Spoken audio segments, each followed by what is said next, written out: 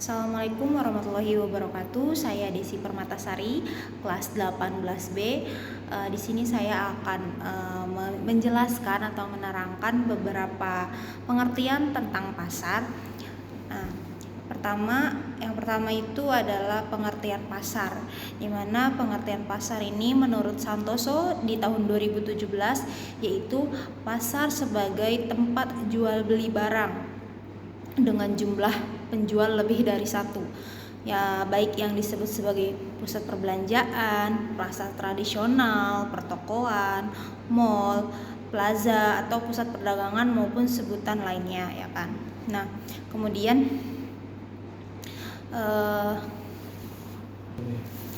sedangkan pasar menurut Kamus Bahasa Indonesia ialah salah satu dari berbagai sistem atau institusi yang berhubungan sosial dan ataupun infrastruktur tempat usaha yang menjual barang, jasa atau tenaga kerja untuk orang-orang dengan imbalan uang, ya. Jadi barang dan jasa itu yang mereka jual di pasar itu menggunakan alat pembayaran yang sah seperti uang, fiat, terus real dan segala macam alat tukar lainnya. Kemudian ada bentuk-bentuk pasar, yakni ada pasar persaingan sempurna, pasar monopoli, pasar persaingan monopolistik, pasar oligopoli, dan pasar tradisional yang sering ada di berbagai daerah, yakni pasar tradisional. Tentunya kita udah nggak asing dengan kata pasar, ya, dimana kita bisa mengunjunginya itu di berbagai daerah dan waktu, ya. Biasanya pasar ini terjadi di pagi hari ketika kita akan pergi ke pasar untuk membeli kebutuhan sehari-hari atau sayur-sayuran yang akan kita masak di pagi hari, atau semua yang akan kita perlukan dalam pasar itu banyak sekali. Tentunya pasar juga banyak sekali sebutannya, ya. Ada pasar pagi, pasar malam, terus pasar senggol, pasar apung yang biasa berada di atas sungai di daerah Kalimantan, biasanya banyak pasar apung dan lain sebagainya.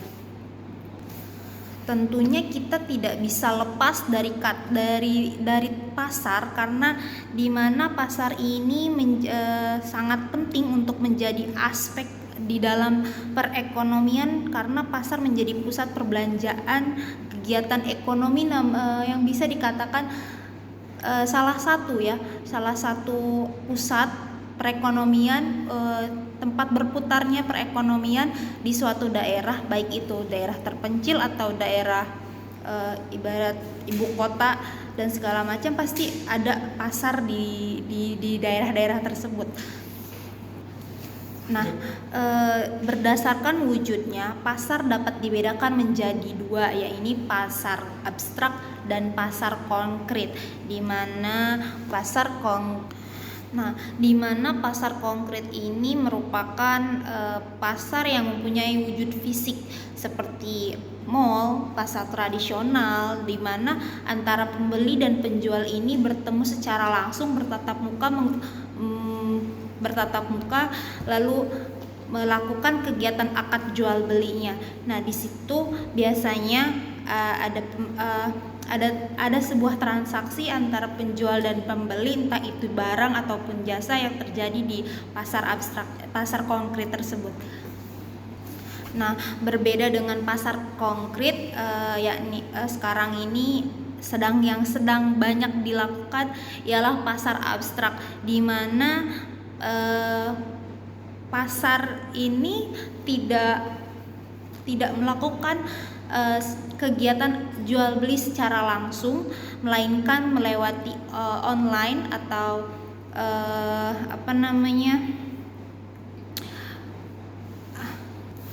tidak melakukan jual beli secara langsung, melainkan perantara, entah itu telepon, internet ataupun alat telekomunikasi lainnya, sekarang banyak penduduk atau kebanyakan masyarakat menggunakan pasar abstrak ya, di mana mereka membeli pakaian, alat telekomunikasi, alat sehari-hari, bahkan sayur pun sekarang sudah bisa belanja di pasar abstrak, kebanyakan yakni di online shop ya, kayak Shopee, Lazada, atau Tokopedia dan segala macamnya. Nah, kemudian berdasarkan bentuknya, pasar ini dibedakan menjadi dua, yakni pasar persaingan sempurna dan persaingan tidak sempurna. Di mana pasar persaingan sempurna ini dalam teori ekonomi mikro pada umumnya adalah suatu pasar yang ditandai oleh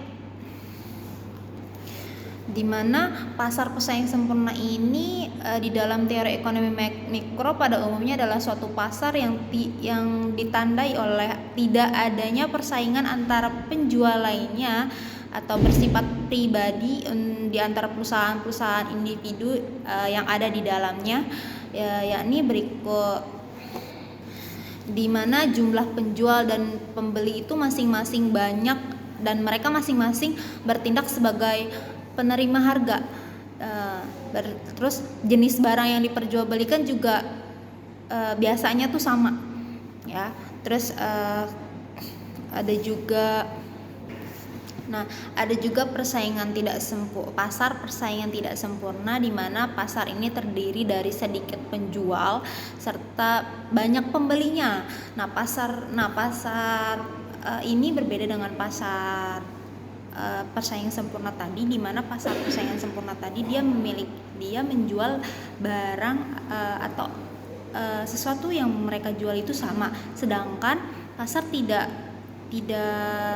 sempurna ini mereka menjual jenis barang yang berbeda. Jadi di mana mereka penjualnya sedikit tapi pembeli mereka banyak. Karena apa? Karena mereka menjual sesuatu, barang-barang yang mereka jual itu berbeda. Jadi pembeli itu banyak bisa memilih banyak apa yang mereka butuhkan di situ gitu.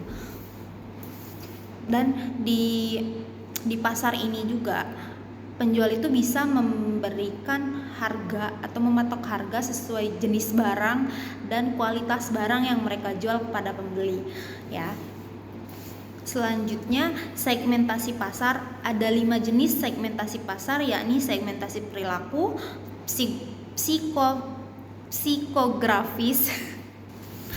Kemudian segmentasi pasar, di mana ada 5 segmentasi pasar yang perlu dilakukan oleh para pelaku usaha.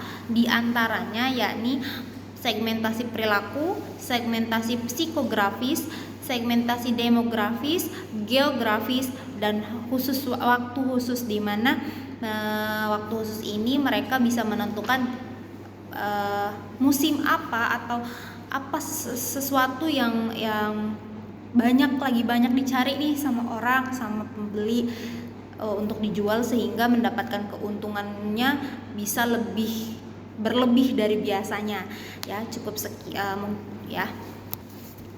Oke, mungkin cukup sekian yang dapat saya sampaikan. Kurang dan lebihnya saya mohon maaf. Billahi taufik wal hidayah. Wassalamualaikum warahmatullahi wabarakatuh.